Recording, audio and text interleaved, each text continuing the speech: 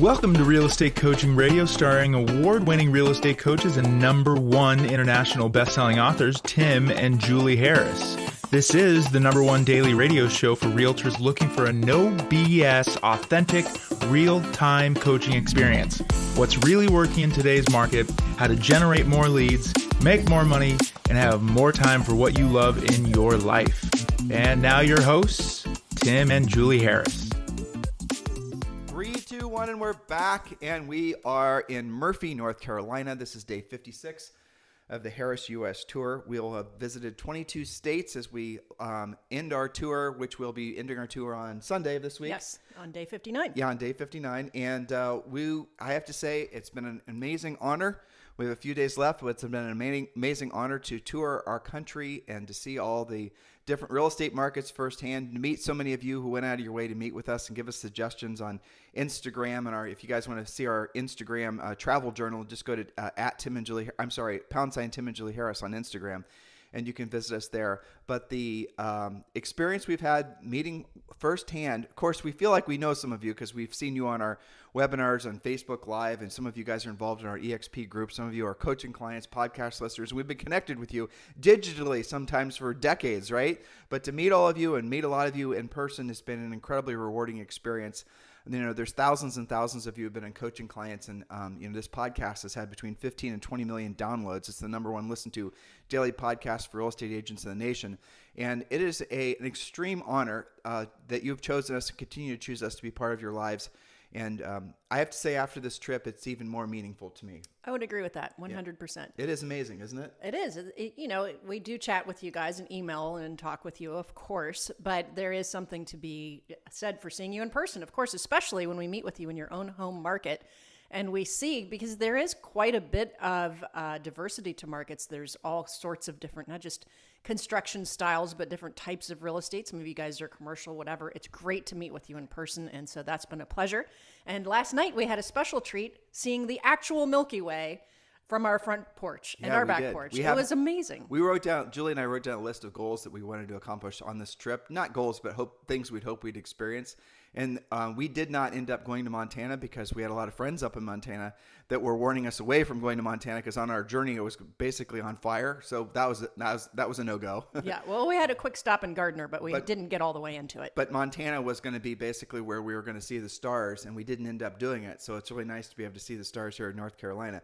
And Julie, to the point you were making a second ago, it does. I hope everyone understands the difference between communicating with somebody digitally versus communicating with someone in person. And that really goes back to the founding principles of our coaching business and really our real estate practice, is being a proactive lead generator. And being a proactive lead generator, that means having real conversations, using your real voice, obviously over the phone, in person, doing the real work of real estate. And it's fascinating to me as we've been on this sojourn, and in some cases, we've had conversations with people about their real estate businesses. And it is interesting to me, the ones that are, I have to say, now I have confirmation bias to what I'm saying now, but just for what it's worth, the ones that are proactive lead generators are definitely more consistently successful and definitely seem to be more calm. And the ones that were buying their business are the ones that were essentially hoping that their digital fishing exploration, just casting a whole bunch of ads or just doing a whole bunch of passive stuff, would hopefully someday create business for them. Those people definitely were living a little bit on the edge, it felt to me. Well, it's the definition of being out of control of your own business. Exactly. I think that's the underlying stress, though they may not always recognize that, versus the people who do know how to proactively lead generate on their own without buying the business. Well, but I know we're going to finish up our points on being an introvert, but this does go to a grander point, which I think is kind of fascinating too. An inexperienced, I think, I'll just use the word inexperienced, business person, if they see their leads flow slowing down, their go-to is going to be to say, spend more money and buy more business. Yes. Right? That's what they're going to do. They're going to say, how can we buy more business? Now, if they're a little bit more sophisticated and they're already doing some sort of ad spend or marketing spend, they might say, well, how can we maximize what we're doing? But for the most part, what they're going to do is they're going to reach for their wallets. They're going to throw some more money at it just to basically increase their leads flow. And they're going to feel omnipresent, fear and loathing of always having to do more and more and more. And they're going to use the word try a lot. Yeah, I'm going to try it out. We'll see how it goes. And they're not going to really do any work whatsoever on sifting and sorting who they're listening to, because what they're being conned into believing is that you spend more and more money, you build your brand, you generate more and more leads, and that generates more and more revenue. Now, I want to predicate what I'm saying is that fundamentally is true. You can spend yourself into oblivion, have absolutely no net profit, spend yourself into debt, and you can generate more revenue, but it won't produce any profit. And what's the point of being in business if you're not producing profit? And that little mental, that conversation is something all of you guys need to be having. Because if your go-to when you're not feeling leads flow is to spend more money, or how can I buy more leads, or how can I buy more referral fees, isn't there a omnipresent, constant a sense of dread and basically in your very core, because that's how you're doing business, because your subconscious mind is saying, yes, you might generate more transactions, but at the end of the day, you're not generating more profit. You didn't get into this business, guys, just to move money from one hand to the other. You got in this business so that you would hopefully have enough profit that then with that profit, you could reinvest it. And that profit then would make you rich. And by our definition, in which I'm more than willing, you guys can take this because it really does, I think, remove the veil of what the word rich means. It's simply where your money works for you and you no longer work for your money.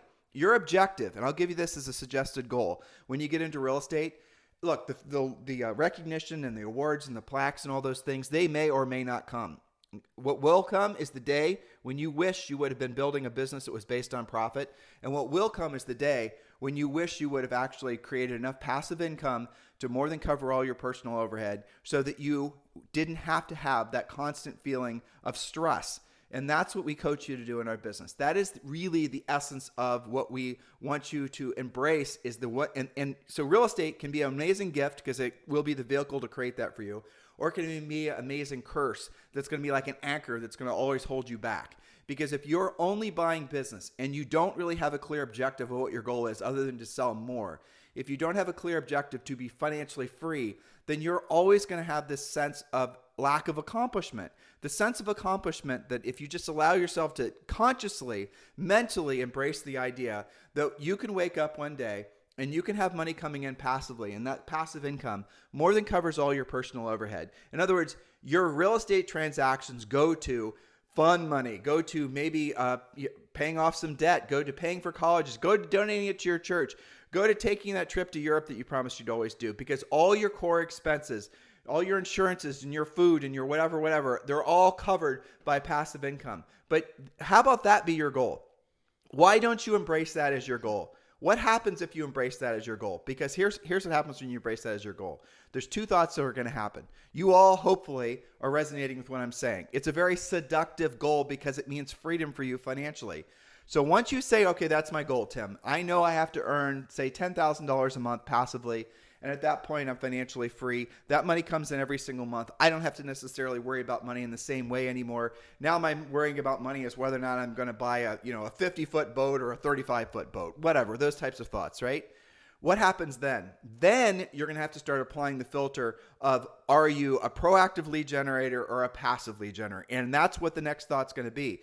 Because when you start seeing, let's say you're successful and you're selling 2 to 3 to 10 houses per month, but you realize you have no net profit. The money that you're making goes to paying your own personal overhead and taxes, and you have no money left over. So you're not actually increasing your net worth. You're just flowing cash. You're cash flowing a business, which is fine if that's what your objective is. But I'm guessing after a little bit in this business, you're realizing that wasn't what your objective was. Your objective, what your heart and your soul wants, is to be free. So once you embrace that concept of being free, then you're going to start taking a really hard look at where you're spending your money. You're going to take a hard look where you're spending your money on the personal side, but I'll suggest to you, you're wasting far more money on your business side than you are on your personal side. Don't go and, beat yourself up about your Starbucks spend. Look at what you're spending on leads. Look what you're spending on your CRM. Look what you're spending on branding. That's where you're wasting your money. And so the number one suggestion I'll have for all of you is you go through all of your actual expenses, and then you ask yourself, is this thing going to make me money in the next 60 to 90 days? And if it's not, stop doing it. It's a waste of money 9 times out of 10. If it's not going to put money in your pocket urgently, just completely stop doing it. And I mentioned this last week, and this was a fun experience when Julie and I were in, where are we, Iowa? We were sitting in a room. There was, less than 30 people in there. Mm-hmm. It was an impromptu, Tim and Julie are coming to what town were we in? I don't even remember. Des Moines. Des Moines, yeah. Yeah. And Heath Moulton put in a very nice gathering for us together. Really nice, soul of the earth types, just great people. Mm-hmm. So there was this table that was over. It was over on my right side in the back of the room, and it was a round table. And it was a group of different ages and all the rest of it. And so I asked them. I set the challenge. I said, if you had to take 5 listings in the next 30 days. And you got a check for, I don't remember how I did. I think I said you got then a $100,000, it's like a contest, right? Mm-hmm. And you got a $100,000 bonus for listing 5 houses in the next 30 days. And then they thought I was going to say, what would you do to accomplish that goal? I didn't. What I said was, what will you stop doing to accomplish that goal? Because when you hit yourself with that question, that actually cuts through the BS a lot faster. And what they would stop doing, and they didn't want to answer the question. There was probably 6 or 8 of them sitting at the table, and all of them just looked at me like deer in the headlights. It started with silence. And then continued with silence, and I wouldn't let it go. You guys know me if you listen to this podcast. I'm dogged when I'm trying to help somebody. And so then I say to them, I say, well, let's go. Let's do this. We're not going to back off this. And they realized that. And then someone had the courage to, Adam, I think his name was, had the courage to say what he would stop doing. And it was so hilarious. As soon as the first person said, I would stop working on my branding. I would stop doing, worrying about my digital influence. I would stop. It's like they already knew what they were doing to waste their time. And so they made this, there was not very many things, 4 or 5 things. And then I said, okay, so knowing that that you're wasting your time doing those things. Now, what would you do if you had to take 5 listings in the next 30 days? And they all knew. They all knew instantly. I didn't even have to freaking press them for it. They all instantly said what they would do. And then I asked them, well, why wouldn't you do that? I mean, honestly, if you know what you shouldn't be doing, if you know what you should be doing to accomplish the goal of having 5 listings in the next 30 days, why wouldn't you just do those things? Why would you waste your time doing the other things? And then one person said, fear. One person said, I don't know how to do it. You guys get the point? Mm-hmm. So until you bridge that knowledge gap, until you work past your, resistance to doing the real work of real estate, you're always going to be, best case scenario, hand to mouth. Good month, bad month, closings go to pay for past bills. You're then buying more leads. You're never actually independent. You're never actually free. And I'm hoping and I'm praying, and I truthfully mean it because it's the core message of what we want to bring to you guys in our coaching business. The whole reason you get into business is not just to buy yourself a job, which is what a lot of you do. And many of you, I get it. That's for just having enough income to replace your job income. That was a big breakthrough. But now you're past that emotionally. You actually want to get to the point where you're actually rich, where your money works for you. You no longer work for your money. You're going to have to start doing the real work of real estate, starting with being a proactive lead generator, which means you're going to have to learn how to have real conversations with real people, following essentially a scripted approach, which is essentially a conversation outline. You do that consistently, and I have to tell you what it's not. It's not exciting. It's not sexy. It's often not fun. It's not exhilarating. It's not oftentimes not stressful. It's just work. That's what it is. It's just work. And you live your life like that every single morning, and you're going to start getting consistent results. You're going to start taking consistent numbers of listings. The first time all of you take, not from a center of influence and past clients, but the first time a real breakthrough you can have in your business. Actually, you know what? That's a great idea. Mm-hmm. Could you write that down? We need to write down the 10 biggest breakthroughs that they can have in their real estate businesses so that it's like a breakthrough emotionally. Like the first time, here's what I was about to say, Jules.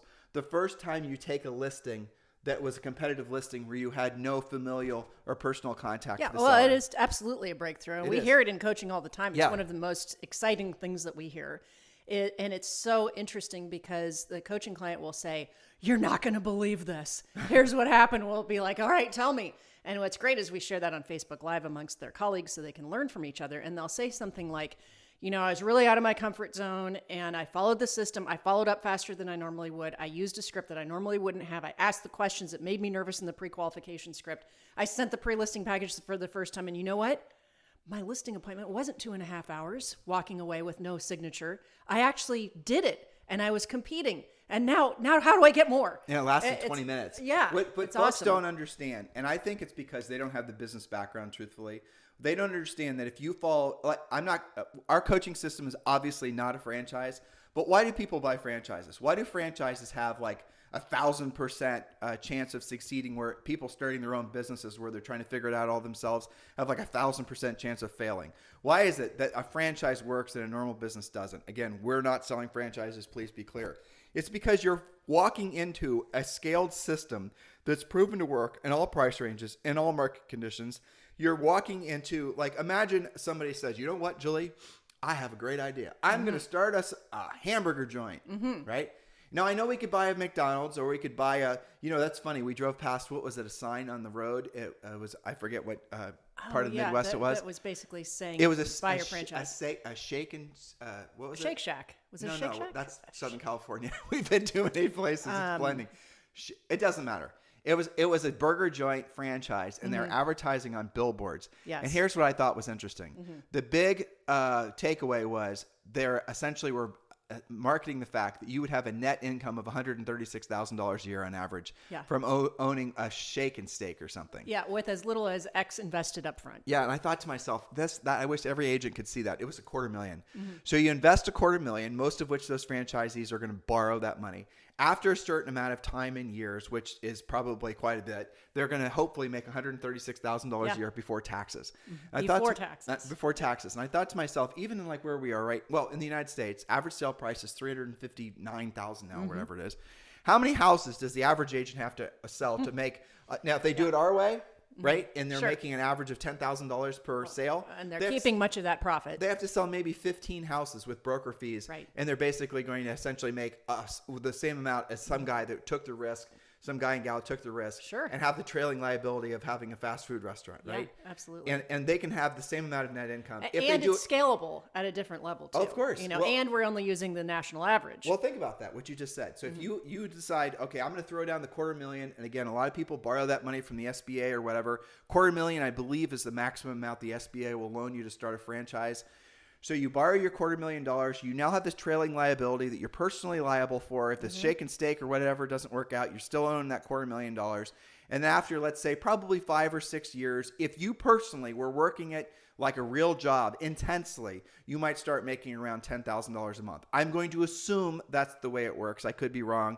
If any of you are familiar with that franchise, let me know. But my point is that look how long it takes for you to maybe possibly someday make $100,000+ owning a fast food restaurant. Now, if you wanted to make more money, if you got your steak and shaken, and you decide you now want to double your income, you want to now make, say, $250,000, you got to open a new one. You're going to have to borrow the money again. You're going to have to, basically scale it up, take a certain number of years, take a whole bunch of risk, have a whole bunch of employee problems. Somebody, complained because their hamburger was too Maybe you hot. chose the wrong location. Exactly. Maybe the lot next to you went Right. sour. You do have a lot of liability. Exactly. But the thing is those businesses don't fail because people are following specific models, systems. You get into real estate. And what a lot of you guys do, you say, you know what? I'm going to take a little bit from here. I'm going to take a little bit from there. I'm going to do a little social networking. I don't need any stinking systems. I can just download a few things for free online and lace it together and figure it out. I'm not going to use scripts. Scripts don't feel natural to me. Sorry if there's an echo, guys. We're still in our cabin. Scripts don't feel natural to me. I'm going to instead say things that are going to be more, whatever feels natural to me. I blah, blah, blah, blah, right? You're going to start your steak and shake, and all of a sudden someone walks into your restaurant, and they're going to be the people that take the order, and you're going to tell them what to say and how to say it. They're going to go, you know what? That just doesn't feel natural to me.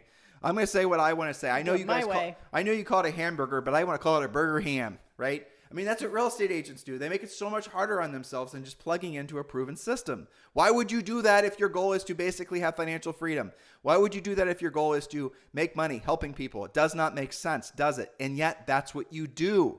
Why? Why is it you're trying to basically feel your way through the dark and how to start your own successful business? Why wouldn't you just emulate, copy? Why wouldn't you just do what other people have done? Thousands and thousands and thousands of coaching clients have proven that our system works. See, guys, don't you get it? Now, here's what I know.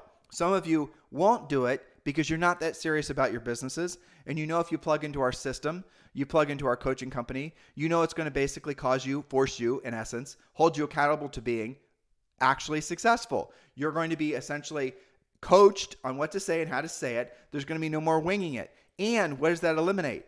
If you say this, you do the other thing, and you deliver the pre-listing pack, you pre-qualify and you present, the only reason that you wouldn't get that listing at that point was because you didn't follow the instructions. And what you're then going to have to be culpable for or responsible for is your own personal failure because you didn't follow the instructions. Now, if you never actually follow a proven system, if you are trying to wing it and put your own system together, you then can say, well, you know what? I just need to tweak my system. You see what you're doing? Or you can blame, any number of different things or people and make it their fault, not your fault. You're doing that so that you don't have to actually feel the feelings of essentially failure. And that's a huge mistake. So if you follow our system and you do it exactly textbook and you don't get the listing, it's easy for your coach that works for us to go in there and help you self-diagnose through basically a series of questions where you screwed up. It can only be a number of maybe 5 or 6 things because it is a system, right? And when you follow that system, it's easy to identify where you got off track. It is. Sometimes it's like 8 questions. Yeah. We train our coaches to ask basically a series of 8 questions. Based on the system. Based on the system. Did you do this? Did you do this? What do they say? And then you'll say, yes, this is what typical agents will say. Yes, I asked that question. Okay, then what was their answer? Well, I don't remember. It's in my notes. Oh, this is what a coach is going to say. Go get your notes so we can see what they said. Oh, it turns out you didn't ask the question. That's the reason you didn't get the listing, because you didn't know you were competing with other agents. You didn't know that they owed on a third mortgage. You didn't know that they actually didn't have to sell, in the next 30 days, that they wanted to sell next year, whatever. You didn't ask all the questions, and so you walked in unprepared. That's the reason you lost the listing. But see, some of you aren't ready emotionally to accept the responsibility that your success or your failure is predicated 100% on your own actions, and you cannot blame anything external. There will always be market forces. There will always be competition. There will always be gyrations in the marketplace. But at the end of the day, when you follow a proven system, go back to my Steak and Shake idea. If a Steak and Shake franchise, now I'm going to assume they do a really great job of making sure you don't pick out a crappy location, some off street. They're always... Well, they've studied it. They're following a system, right? They know what works. It wasn't Steak and Shake, Julie. I think you're right. It was that one where you drive up and it's like a 50s drive-in where they'll come out to you and they take the order. But they don't have those in Puerto Rico, obviously. I know. It'll hit me in a second. Yeah, exactly. But it doesn't matter. But the point is that they've studied what the good locations are, what the size of the restaurant needs to be, what your drive-thru should be, what you should be next to. They're following a system. And so what some of you will do is you'll say, okay, you're going to get your loan from the SBA. It's going to be a collateralized personal obligation loan. You're going to get your $250,000. You're going to go buy your Steak and Shake. And then you're going to have to basically build out the restaurant. You're going to have to build out the real estate. And then you're going to have the obligation of paying the franchise or every single month, whatever your fees are, whatever your revenue was. You could be losing money every month and you still got to pay them whatever they charge, 8 or 10% every single month. Right. You're paying, then you have employees, you have all these expenses. But what happens if, for example, then your business starts to fail? Your business starts to fail, and then you're going to say, well, this franchise is terrible. Well, no, it's because you weren't following the system. It's because you didn't build it in the right location. You didn't actually, you made it so when people pull into your restaurant that they sit in their cars for an hour before you go out and help them. You weren't actually making the food the way we wanted you to make it. You guys see? That's what the point of being in business. Being in business for yourself is not supposed to be a creative outlet. It's not supposed to be arts and crafts. Being in business for yourself is supposed to be about providing superior service to other people in such abundance that you become financially successful. That's really the purest definition of what you're supposed to be doing as a practitioner. Why do you make it so hard on yourself? Why is it that there's so many businesses that are able to survive in the real estate business, selling stuff to real estate agents? And we're in that industry too.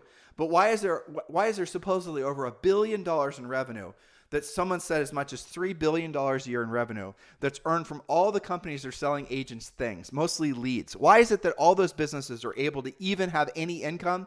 It's because agents think that their job as an entrepreneur, which is what you in essence are, is to create your own system. And so you might as well basically buy leads and do all these other things. Why is it that people don't get into this business and say, you know what? I do not want to screw around. I do not want to be one of the, essentially, this was the statistic, 98% of all agents fail within 2.5 years or something. Mm-hmm. I do not want to be real estate roadkill. I want to actually succeed, and I want to have ever increasing levels of success. Why is it that this industry seems to attract so many people that are so drawn to the novel opposed to the proven? I'll never understand that, truthfully. Well, I think they want it to be easier. Everybody wants to believe in the easy button. But Julie, my point is following a system is the easy button. I know, but it's not as obvious to them when they can just say, yeah, let's try this out. Here's my credit card number. Versus, okay, here's the system that you've got to follow. You do this and that happens. And when you do this, that happens. And when you say this is the result that you get. I think that there's a blessing in following a simple system where you do see failure right in the beginning. and where you can have a coach say, you know what, all you've got to do is change this step, and you win. Take a half step to what you just said, because that's really an important thing. Mm-hmm. What a lot of decisions that people make in life in general, but let's just keep it to what we are experts at, which is real estate agent success. A lot of agents are building their businesses around never feeling anything that even remotely resembles failure. And the thing is that's what they've nerfed up their lives. They've nerfed up their expectations for what they're going to experience in life. Mm-hmm. And the truth is, you learn so much more because, so if that's your subconscious approach to life, what are you not doing? What actions are you not taking? All the actions you should be taking to be successful is the answer, right? You're never going to put yourself in a competitive listing situation, which means you're never going to have a listing presentation. You're never going to have a pre-listing pack. You're never going to learn an organized script or an approach to basically communicating with people. You're never going to have an organized approach to saving money and building wealth, because you are so the idea of ever experiencing anything that remotely resembles rejection is abhorrent to you. Why? Why is that true? Why is hearing the occasional no, which is what you will hear from strangers, why is it so shocking to you? I bet you many of you listening to me right now, you're saying, you know what? That's not shocking to me. I can handle the occasional no. I mean, it's no big deal. Then why are you building your business around nerfing it up and always protecting yourself from ever hearing anyone ever saying no to you? That's what passive lead generation is. That's what drip marketing is. That's what building your brand is. You're hoping and praying that people, because all your confluence of Mickey Mouse, are going to want to call you and do business with you, and you're just going to have to order take. That's what you really believe. Whether you consciously believe it or you subconsciously believe it, your actions should tell you that you believe it. And that's going to ultimately kill your potential, because the real money is always going to be made in sales. The real money is always going to be made in life when you're a proactive lead generator, when you're willing to be the person that is furiously fast with your lead follow-up, which is, going out there, taking a scripted approach, knowing what to say and how to say it. And by the way, our scripts, we want you to internalize that. We want you to memorize them. We want you to internalize them. And then we want you to personalize them. We do want you to make our scripts and our entire system yours. But if you skip a step and try to go right to personalization, you'll have never done the real work, and you'll have never actually memorized it, let alone internalized it. But what happens is, after you've memorized it, after you've internalized it, then when you start to personalize it, you won't even know you're doing it. You won't even know you're doing it. It becomes unconscious. You become unconsciously competent about what you say in the conversations you have. Are you like that in any aspect of your life right now? Are there like 5 or 6 conversations with you can just fluidly talk about them with absolute perfection, that someone would think that you are the absolute world's expert on that particular topic? That's how you have to be when it comes to proactively lead generating and listing real estate. That's what should be your goal. So I have an announcement. Uh-oh. Warning. Well, I want to set a goal, and we did this a few years ago at the start of a year, and I want to do something for all of our podcast listeners, coaching clients, people on our EXP group, everyone. I want to set a goal of making effectively the next 4 months the launching pad for an amazing 2022. I think that's a great idea. I'm fearful of this happening, and I know it's natural. As soon as the weather starts to change, people are going to start basically, ratcheting it back. They're not going to do the real work of real estate. And again, I know this isn't going to appeal to everybody. Some people are going to say, damn it, Tim, I've worked so hard this year. Listen, I know you've worked really hard this year, but chances are you've had a great year from work you did at the tail end of 2020, the last quarter of 2020. Think back. The closings and the momentum you had carrying into this year was from what you did the previous year. And if you're new in business and you're hearing this for the first time, the momentum that you carry into next year starts today, or effectively starts next week when Julie and I are back in Puerto Rico. Yes. But here's what I'd like to do. I need your commitment. You were saying on our little walk around this amazing Murphy, North Carolina this morning that you wanted to start churning out content again. Yes. Okay. I want to create, and we already have it really, a 90-day plan, but I want to create a 90-day business plan. Real estate treasure map meets survival plan meets 90-day plan, whatever, for these guys. And I want to give it to them. Like a fourth quarter plan kind of thing? Okay. But it's not really fourth quarter, because September is part of third quarter. Yes. Right. But I want to create essentially a 4-month plan. Sure. And because a lot of them don't really do crap in December anyway. If we're being honest, yes. If we're being honest, right? In the last week of November. So I'd like to create a really robust, drilled down, absolutely phenomenal fourth quarter plan. I'm asking you, and I'm springing this on you. Can you do it? Yeah, of course. Okay. And then here's what we're going to do. Starting on probably Tuesday, I don't want to Julie's got a lot of stuff to do when we get back to Puerto Rico. But let's say Wednesday, we're going to start announcing a text number, and we're going to start basically marketing this, it'll be a simple, probably 1 or 2 pager business plan. And then every single day for the next 4 months, Julie and I are going to coach you guys to that plan and hold you accountable. And we're going to want you to then give us feedback and let us know how you're progressing. We'd love to share your success stories. We'd love to hear your tough questions. We'd love to hear your wins and your losses and all the rest of it. So you want to hear something crazy? Sure. When I started this with you a half hour ago, I had no intention of talking about what I just talked about. That's but you okay, know what, but they need it. You know what got me on this? What? A text I got. I got it 3 days ago, and I texted the person back, and I was just communicating with them, and I'm being too indirect with this person in text because they're not a coaching client, they're not part of our EXP group, about the fact that they're wasting so much money and time. And I was realizing, I asked myself part of this podcast, why are you not just being direct with this person is what they expect? Yeah. And the reason I'm not direct with people sometimes, truthfully, unless they're coaching clients, isn't because I'm trying to hold back.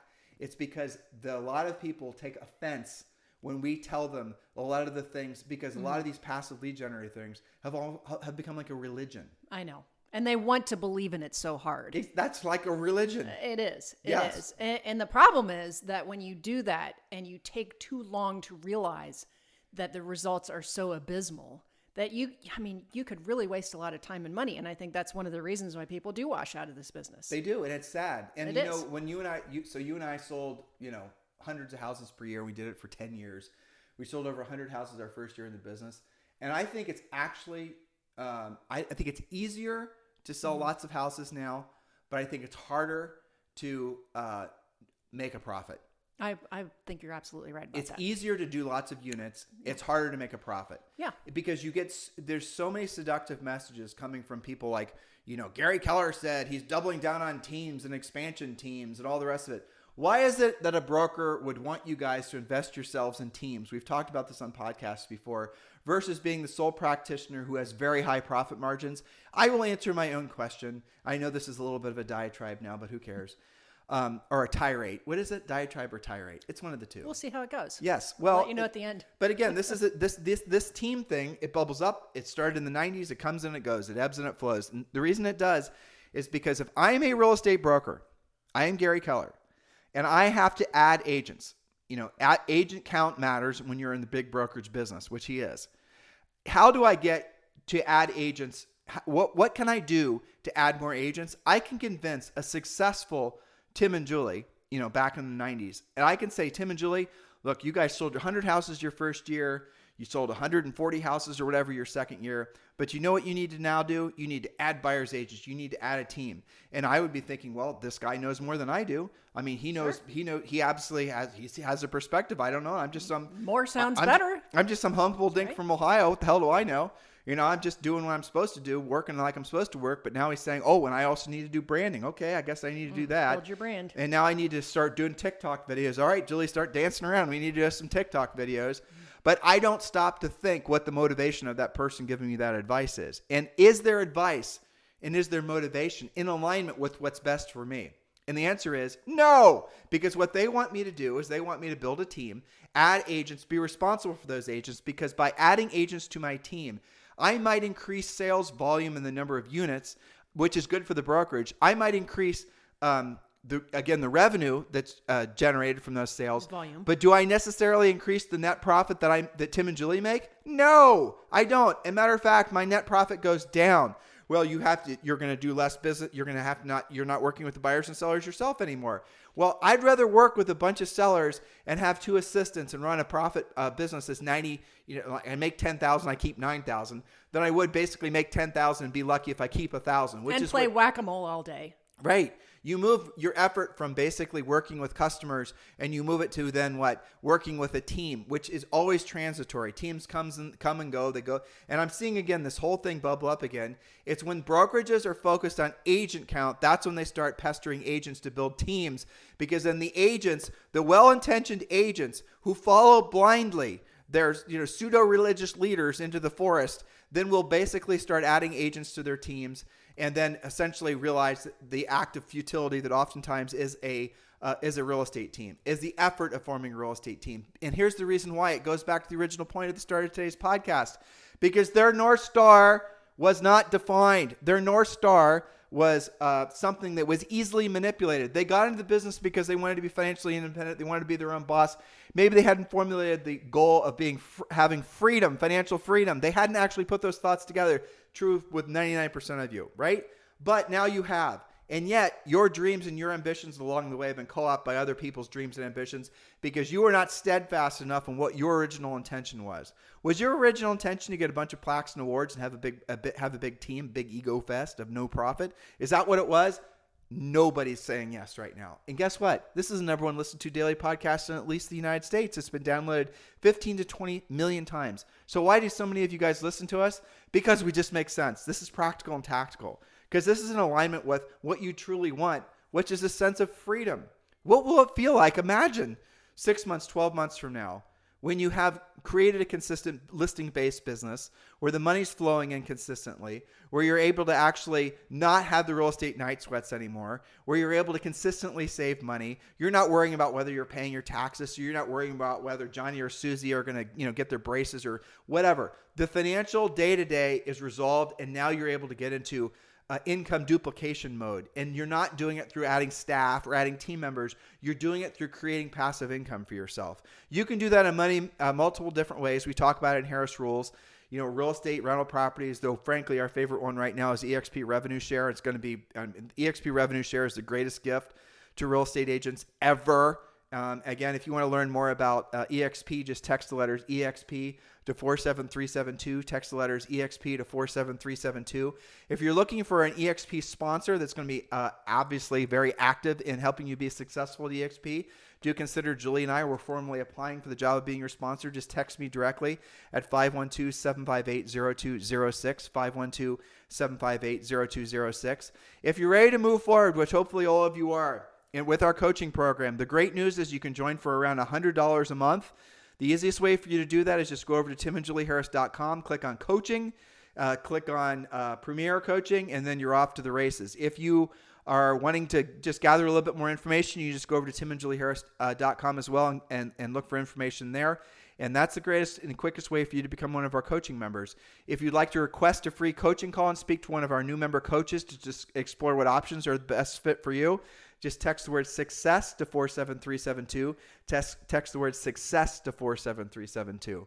So, Julie, hopefully, I often wonder when I talk like I just did, when you and I have conversations in front of all of them like we just did, I wonder, honestly, was I effective enough in conveying to them, was I an effective enough communicator that I was able to help them push past their own personal dogma and mooring lines to that's hindering their forward momentum?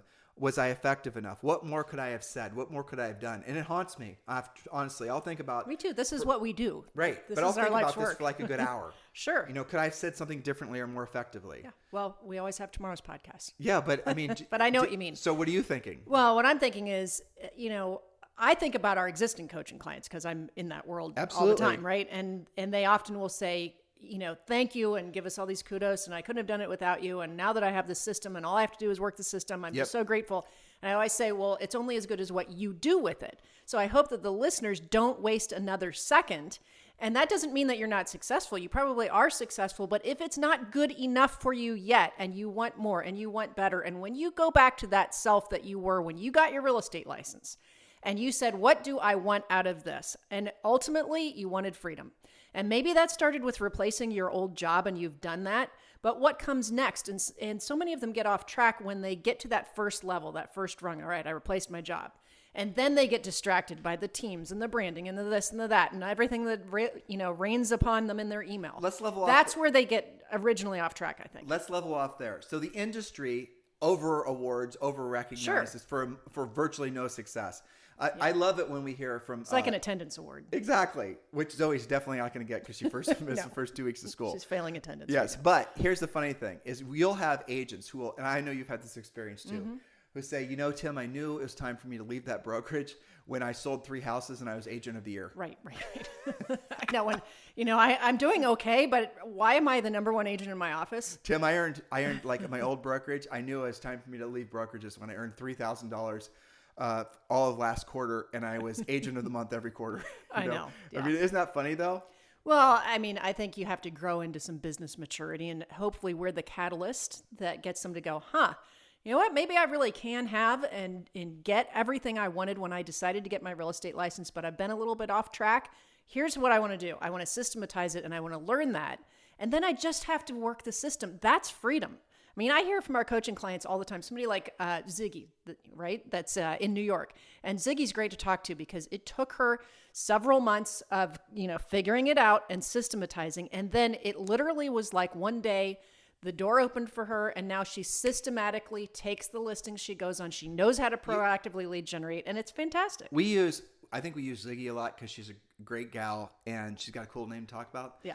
I don't even know how to pronounce her last name. Zagornis. Okay. I think. But the fact is, we've had thousands of Ziggies over the years. You and I have been doing this since, 1980. We're in 1998, basically, 1999, somewhere in there when we first took on our first coaching client.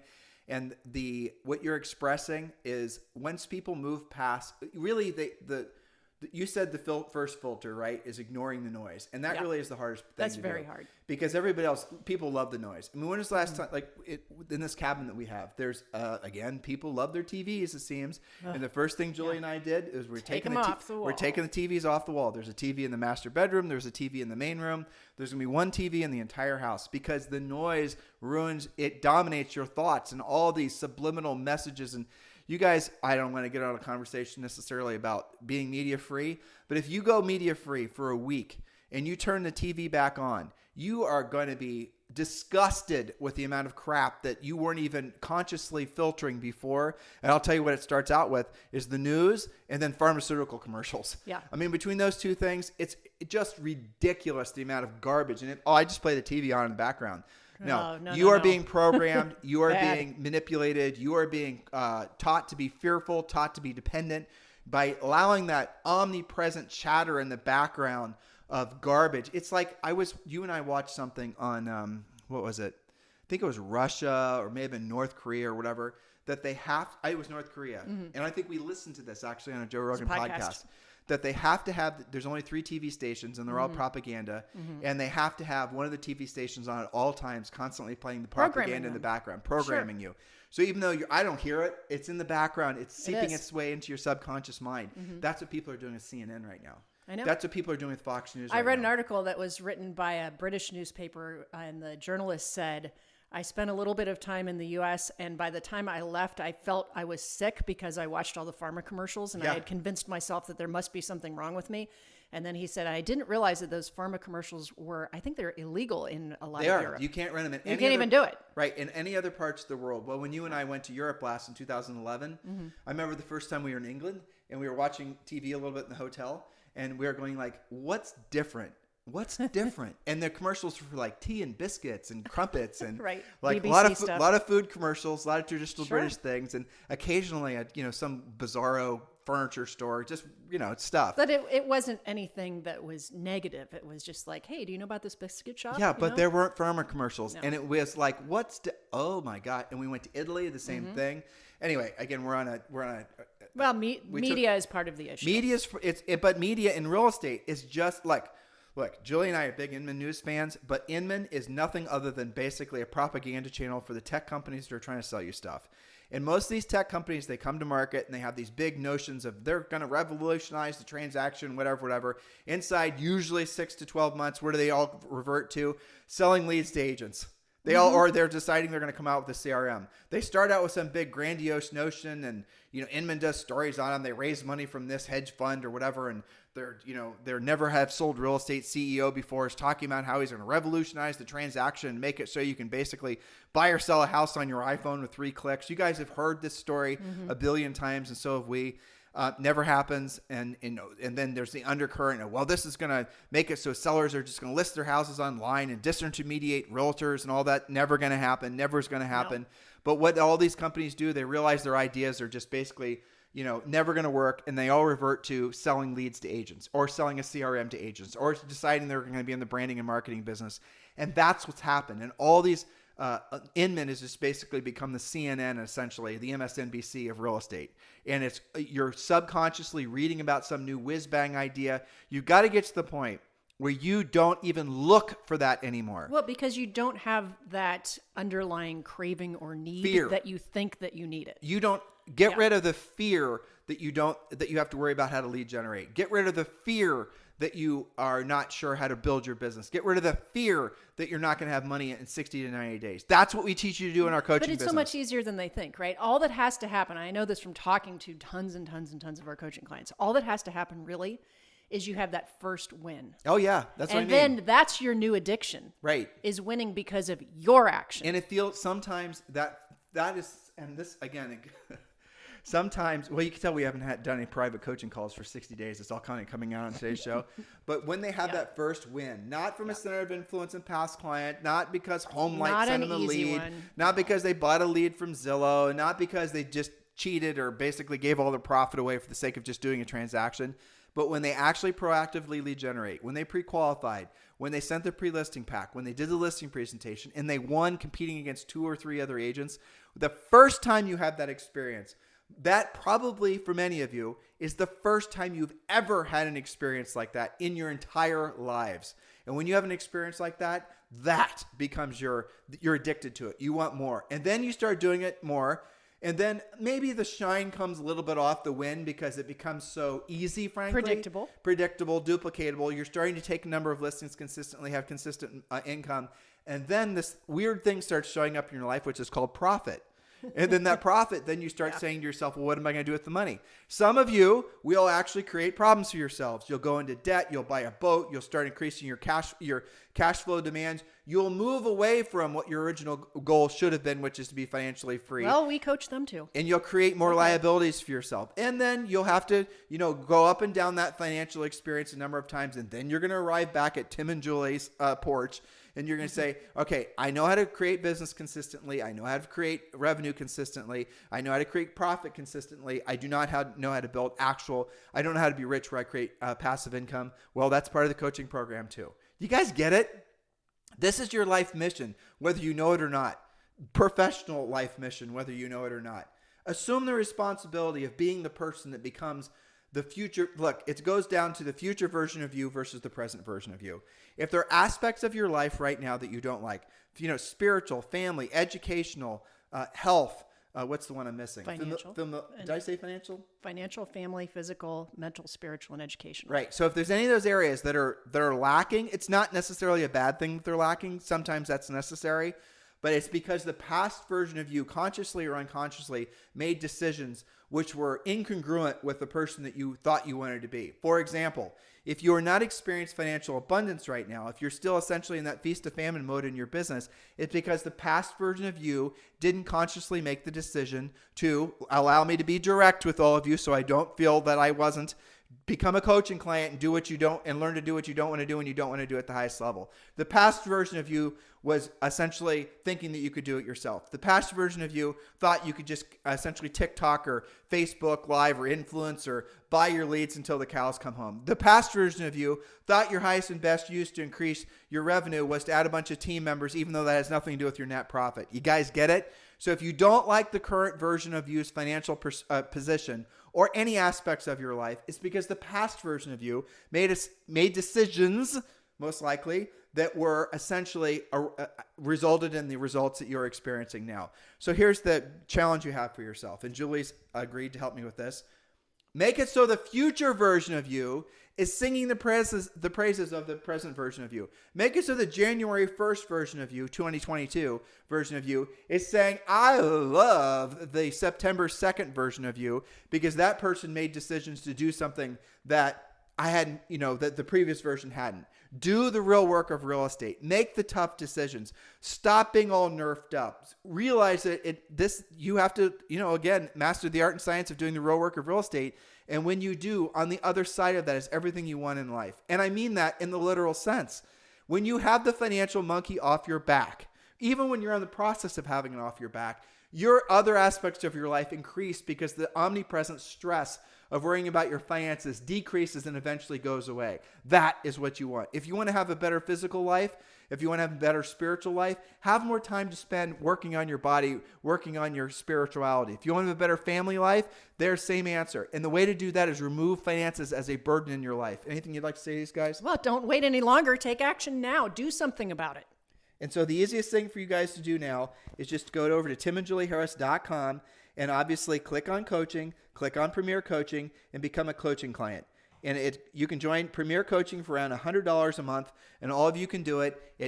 Basically, it's the simplest, easiest decision you'll have ever made. It's a decision all of you have already made. Some of you are procrastinating making it. Thousands of you are already Premier Coaching members. When you're in a Premier Coaching member, make sure you're attending the daily semi-private coaching call every single day. We're starting to have more new coaches. Well, they've been with us for a long time, but they're going to start running Premier Coaching too, so you guys have a little bit more diversity. We have one coach that's in San Diego. We have another coach that's in New York and Manhattan, actually. We have other coaches that are in Texas. We're going to start giving you guys perspectives from coaches from different parts of the country. But don't worry, they're all coaching the Harris system because they all started out as Harris coaching clients. They themselves became Harris certified coaches. And if you want to learn about that, go to harriscertifiedcoach.com. And then we've offered them actual jobs being coaches for us, dare I say. Tim, you just kind of glaze over that. But here's the thing. All of our coaches are actively licensed. Most of them are brokers, and all of them have been in business for a very long time following the same system they coach you. And they are certified. And they're certified. That makes a huge difference. They're not just somebody that we hired off the street saying, all right, well, when an agent has a problem, just, kind of figure it out. No, these guys have proven results, and we're really proud of them. And by the way, I know every time we mention Harris Certified Coach, we always get emails and resumes from people saying, I want to be a coach. Doesn't work like that. You have to actually pass through the fires of Mordor. What is it? Mordor, and become a certified coach. You have to be trained. You have to pass the test. There's a real test. It's not easy. If you want to learn more about becoming a Harris certified coach, just go to harriscertifiedcoach.com. All right, Julie, we can wrap up. Yes. And tomorrow we can finish your points on being an introvert. Know. That's all right. See, I did you a favor. You don't have to come up with new content tomorrow. It's Friday. So it is. That's right. All right, you guys have a fantastic day. If you're in and around Murphy, North Carolina, we're going to go into town today and buy some, what we call it here in Murphy, Julie?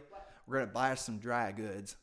That's right. I did pick that up. Dry goods, yes. Dry goods. We got to get with the program here. I'm not 100% sure what a dry good is. I think it's a non-grocery item. I think it's something that's not wet. It could be. Like firewood. Firewood, right. Ideally, yeah. Yes. In the meantime, you guys have a fantastic day. We'll talk to you on the show tomorrow.